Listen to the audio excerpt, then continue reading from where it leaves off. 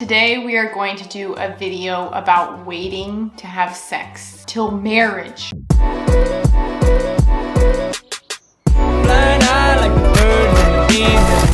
Hey guys! I'm Sarah. I'm Kaitlyn. We are your best friends. If you saw the title, we're not just talking about having a boyfriend and waiting a few months. We're talking about the very real decision to wait all that time till marriage to have sex. We have another video called Unfiltered Truth about sex. If you guys want to watch that one, it's a longer video. But in this video, our hearts are really to get real and share with you us. Yeah, our personal experiences, why we're waiting, what our life has been like. We make a lot of YouTube videos, but the truth is we just don't want to assume that you guys know Kaitlyn and I really do live out holy lives in our personal lives. The word hypocrite sometimes can come into our minds. A lot of you have met people who say that they are something and then end up living a totally different life. So we just don't want to assume you know us like that. So we want to share the reasons why we ourselves have not had sex and we are not having sex until marriage. We're going to share with grace. We're going to talk about this all with grace. So don't be turned away if you're having sex. Don't be turned away if you don't know what we're about to talk about. Everything that we say, by the grace of God, we will always do with grace. With that, please subscribe to our channel. We're almost at 800 subscribers, and we love every single subscriber that comes onto this channel. You guys mean so much to us. We want to walk through life with you because we are your best friends. Yes, and our website, yourbestfriends.org. If you want to know more about why we're on YouTube, why we have a podcast, look at all there on the website. It'll explain it all.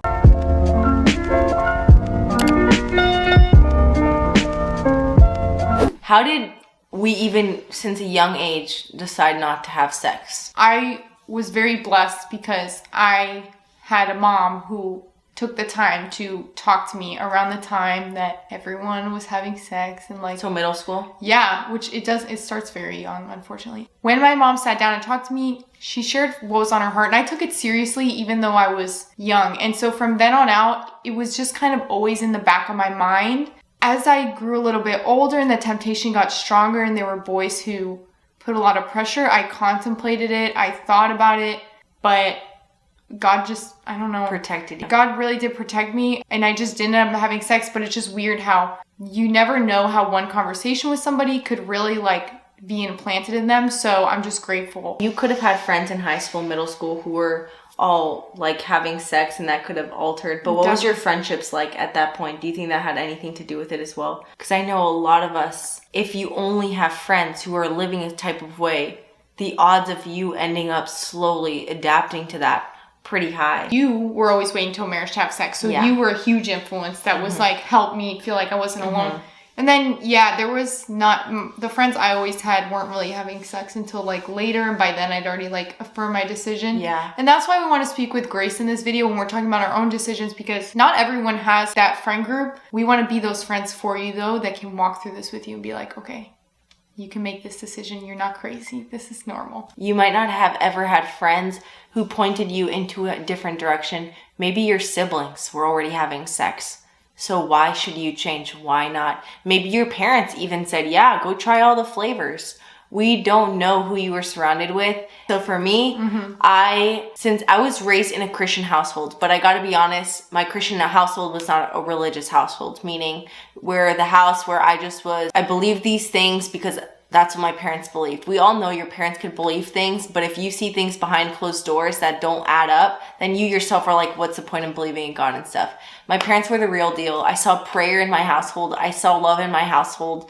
My parents were so intentional to love us the way that God truly loves us. So that is why at a young age, all my life I can remember, I believed I had a personal relationship with Jesus Christ.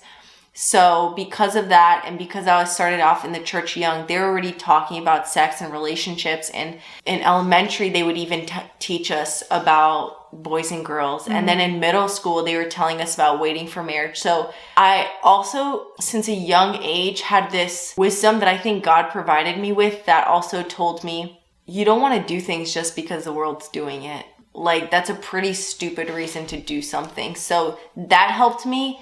And I wanted to be different. I knew that this whole culture was like a strong stream. And if that was the case, I didn't want to go with it. So that was like heavy in my heart. And I also knew like I wanted to save that for my husband. I will say, which I think we'll go into this a little bit later, I will say that being in the church and stuff, if you're a Christian, a lot of the times when we talk about sex, the results, like the award of waiting is the big reason why you should wait.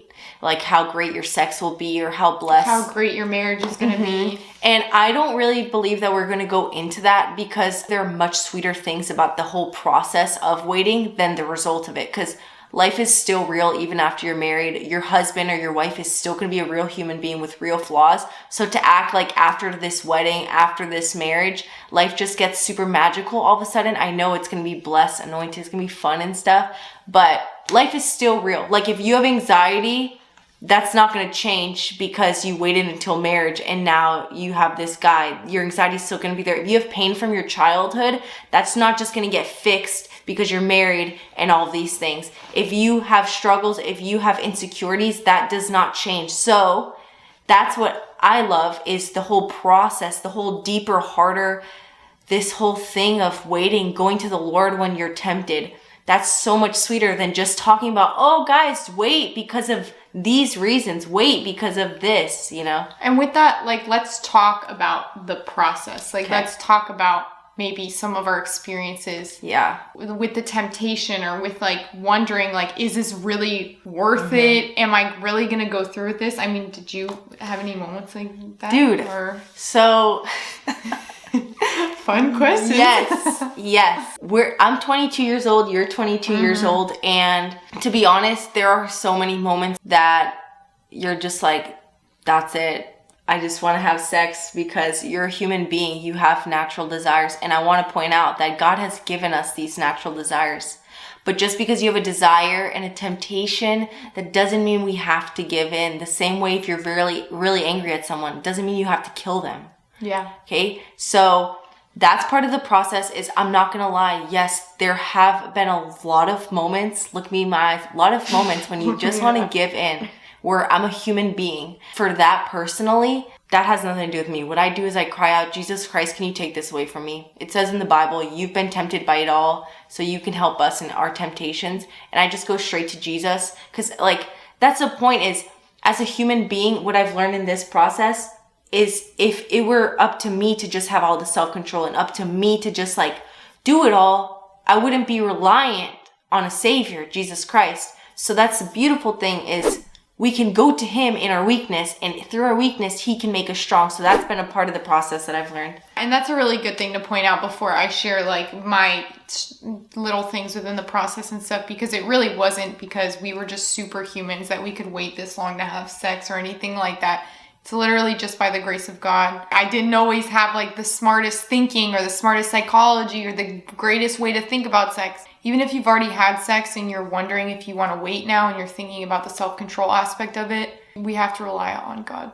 It was hard because around high school, I would say, is when people started having sex in middle school and stuff, but that wasn't right in my face. That was just the outliers.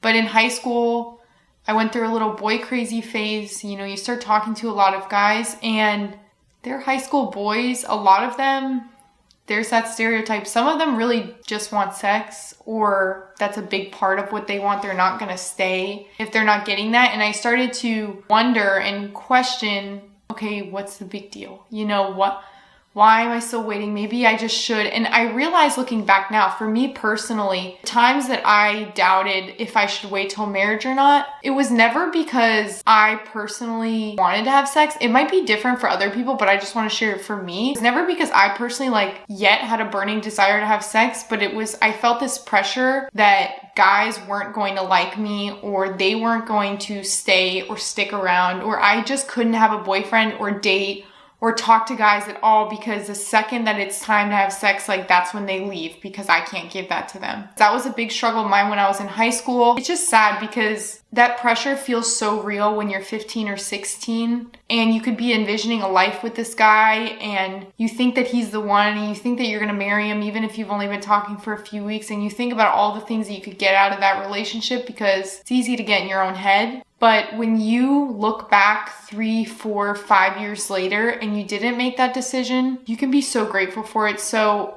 this video is for people who have had sex as well. But if you haven't crossed that line yet, I just want to encourage you. It seems so hard in the moment, but it really is very sweet looking back. Like, okay, that actually probably wouldn't have been worth it. I can't help but think of how much of a hard video this is technically to make, because when you live in this culture, when you live in this current America, having sex before marriage isn't even a question. Like, now we're on to having sex with all different kinds of things. And that's true. We're just way past that. It's not normal to have sex before marriage in the sense of it wasn't intended to be that way. Marriage was intended to be that you waited until after and you made this covenant with a person. But it's gotten to the point now where the devil won in letting it seep into this culture because movies show it to us. Movies truly glamorize the romance of sex to where you watch a movie and this couple sleeps together and they show us the cute stuff, but they don't show you the anxiety. They don't show you the wreck. They don't show you the insecurity of that girl's life or that dude's life. They don't show you if that guy never had a father and if he's been struggling. They don't show you anything. And my annoying thing, the hard part about this video is that people are in pain and it's like, here we are, let's cover it up with a whole other thing like sex. There is real consequences to our actions, not in a way that I'm trying to scare anybody or convince someone to do something different. With sex, people get hurt. If you have sex with someone for the first time, that is a connection that you now have with that person. That's just a very real consequence, and God intended it to be beautiful, like within a marriage. And when you're young and in a relationship, and let's say you're fighting a lot, sex could be a band-aid for a lot of things. Like, you see a lot of relationships that become a lot about sex and you don't realize it until you're out of it and you observe it from a third person perspective. And it's hard then because you see people who, and this isn't everybody, but sometimes there are just like hard things that you then deal with. It's hard when you're young and like you're having sex because it's hard to break up with that person now because you have given like a part of yourself away. Part of me wants to sugarcoat it and make it sound like nicer than it is because I don't want to say anything that's going to hurt somebody, but I just want to give some perspective. Sex, it's not just, the self-control's hard, but if you do it, the results, like the rewarding. Mm-hmm. There's also sex when it's not used in the way that God meant to be used. There can be like negative things that come out of it. I'm just trying to get like anyone who's contemplating, just think about it because there's anxiety that comes with sex. And there's a practical thing where, heck, there could be a different partner for you in the future, but because you got connected to this person, now you end up staying with this person. You stay with them for a few years, or you stay with them during a different period of time. Do you ever get married? I don't know. I don't know. Like, we don't know what ends up happening, which is kind of the crazy dilemma because logically speaking, and I want you to bring up the Prudence thing after this. Okay. But logically speaking, you guys, marriages are not happening. Divorces are happening all over the place. I get more surprised to see a happy married couple than to see a divorced couple. So Kaitlyn and I aren't really here to do any convincing because God knew it first. He knew the marriages would be breaking down if things weren't in the way that he intended. Why are the divorces showing us that these adults are kind of a wreck as well? Well, because I mentioned this in another video, but you guys, we are building houses whether we know it or not. Every brick, every choice we make, everything we sow into our life, it makes a house, whether we know it or not. A house of righteousness or a house of chaos. One that was governed by everything that your flesh wanted to do and the desires of your flesh and possibly your insecurity. And it was possibly because of your pain. And you're laying down these bricks because of these little reasons, but nobody just ever loved you enough to tell you that it's not just all about sex too. You might have a lot of things going deep down inside, or maybe you're just a silly middle schooler and all your friends have boyfriends and girlfriends and they're having sex and they're having sleepovers and they're doing these cute things. They make YouTube videos and you just do it too. Well, your decision is a brick, and we do have a responsibility. I'm not going to go too into this, but the good news is when we accept Jesus Christ, we accept him truly. He washes that brick, that house of unrighteousness, and he allows us to build a fresh start. But Kaitlyn, I would love if you talked about prudence, because I think that's a big thing going on right now in middle schools and high schools and college. Yeah, okay, I will talk about it. Basically, I just learned what this word means, so I don't have this crazy vocabulary, but prudence means thinking about the consequences or what could come from your actions before. It's like, wow, incredible. It's like instead of just going for something and doing it, it is this virtue of somebody who does contemplate before they go. That's where like the word prude comes from, because it's like, whoa. She's a prude. She's a prude. But seriously, it's like you don't just like go with the feelings or the moments. Like you have this thing inside of you that has the wisdom to pause and think before you make big decisions. I want to encourage you, because our culture doesn't encourage this value a lot. But no, they encourage to, like, if you feel some type of way, you are just go for it. Yeah, that's what this culture encourages. The exact opposite.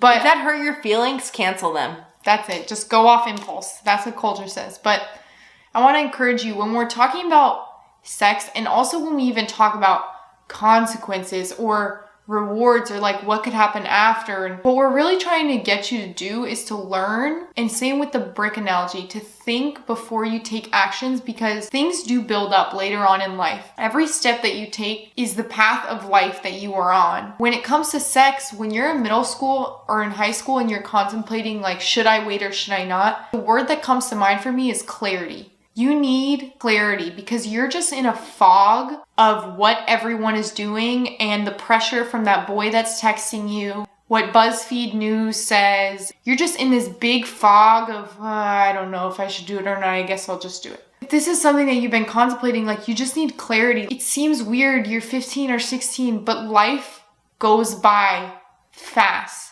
And that guy that you had sex with when you were 15, you don't know how he's going to be in your life 5 years from now, or what could come out of that 5 years from now. You think that you're just wondering right now, like, should I not? Like, my friends are doing it, whatever. They're not using prudence. Like, they're not thinking about the future. And we want you to think about your future. And that is the same if you've had sex and you're watching this video and you're contemplating, like, should I stop? Like, should I wait? Because it's never too late to wait. Think about it. Like, slow down. Stop following your feelings. Stop following those little desires in your heart, your life. What house are you building now? What house do you want to build? Ignorance is bliss. This is the hard part. I still get trapped in this, you guys. Really. There are still moments in the last few weeks. I just want to act like this world's all I got. Why not just enjoy it? Like, why do Kaitlyn and I even make videos? Why do we do these podcasts where we spill out the truth and say things that are so real, so rooted in the truth, but so not of this culture? Why? You know, like we could post these cute pictures and we could get famous for other reasons. And I should just live it up and have fun like everyone else. Ignorance is bliss. What's the point? Like, what's the harm in just having sex? What's the harm in just sleeping around? What's the harm if my friends do it and I want to do it too? What's the harm? It's like a cloud of ignorance. It's easier to live that way, but we're here to just tell you the truth. The truth is that it has consequences. And sin is fun for a while, but it only reaps a harvest of death, truly. Yeah. That is the truth. We don't have to give you convincing. Yeah. But the truth is that if you want to live in a cloud of ignorance, it does end at some point. And the results are not lovely. No. But the results of a righteous life, one filled with prudence, thinking about it, praying about it, the results are very righteous. It seems impossible, but that's because culture makes it feel this way. It's really not. When you walk with God, He will give you self-control. Not perfect. You can't rely on yourself. There are men who walk with God, or women, if you're a boy watching this, men and women who walk with God, who are thinking about this like you are, who are actually thinking about waiting till marriage. Straight is the gate, narrow's the way. Like, there's a lot of people who are just on the wide path. So I know it feels discouraging when you're young to contemplate this, because it feels like, no, but guys, no one's gonna wait for me, or guys, that would be impossible. Yes, all things are possible or impossible when you don't have God. Like, Yeah. I could see why that feels impossible. And that's why it's about walking with God. So I just want to, that's an encouragement for you. If you're watching this video, don't let the lie of no one's waiting or this is going to be impossible, I'm never going to find someone who's going to wait for me or thinks like this out there. Look at this video. These are just two like normal 22-year-old girls talking about it. We're not like, we live it out, real life, and not. This is the camera. It doesn't change anything. This is the truth. All of us have fallen short of the glory of God, and Jesus Christ saved us from that. All of us. If you have fallen short, boom, no surprise. The Bible knew that would happen. You have fallen short. Yeah. Don't be hard on yourself for falling. Just go to Jesus Christ who can pick you up. And life is so much sweeter with him, the results. Just think about the life that you guys want. Because we cannot sow death and reap a harvest of a great, peaceful, joyful life. We can't. We can't sow unhealthy habits and reap all of a sudden the marriage of our dreams. We gotta sow good habits. So with that being said, comment if you want. We love you guys so freaking much, which is why we do these videos. Jesus will tear down the house that you've been building. Yes, he will. Every mistake you ever made, washed away when you have faith in him. Seriously. So please subscribe to our channel. 800. We love you guys so much. And we'll see you in the next video. Bye.